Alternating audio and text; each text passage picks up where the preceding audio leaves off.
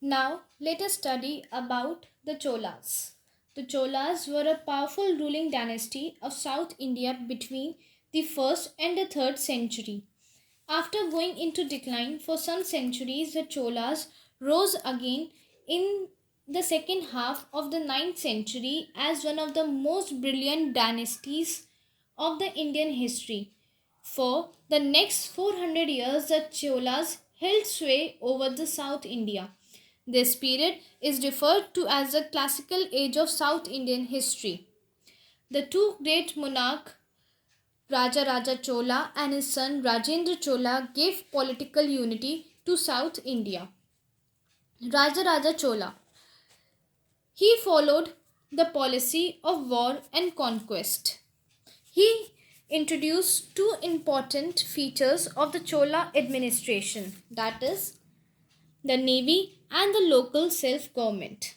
He laid the He laid the foundation of a powerful Chola navy. While he was still a monarch, he appointed his son Rajendra Chola as his successor. Rajendra Chola carried Chola power to greater heights. Rajendra Chola undertook the expedition to North India.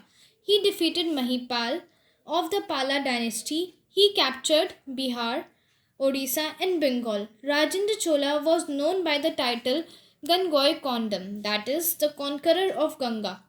He is said to have carried water from the Ganga to his new capital Gangoy Konda Cholapuram. Special features of Chola government were administration.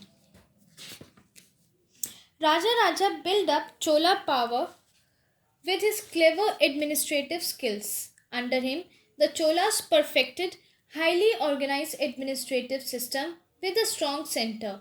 But the autonomy of the village assemblies were also protected and nurtured. At the top of the structure, there was a king who held all the powers.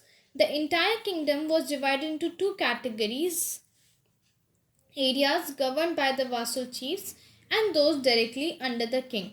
The part of the kingdom that was directly under the king was divided into 6 provinces or mandalams.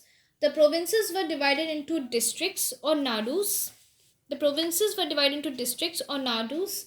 Which were further divided into kurams or kotams. Then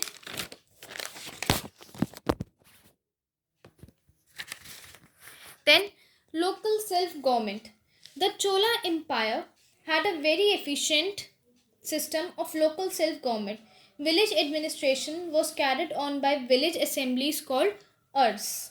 A group or union of villages called Kurram or Kotam managed the affairs through Sabha or Mahasabhas. The Mahasabha consists of learned Brahmins who were gifted land by the rulers. They had extensive powers, but the Sabha was still under the control of the royal officers called Adhikaris. Elections were held every year by casting votes. Sabhas had different committees to look after different activities. Members for these committees were picked by lot. Then, irrigation. The Cholas developed an extensive and well-planned irrigation system. Rocky hollows were used to make artificial lake.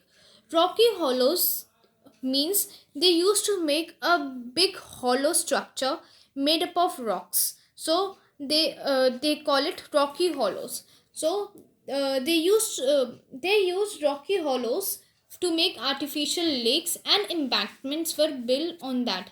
The one in Gangoy Konda Cholapuram is around 26 km long. Revenue.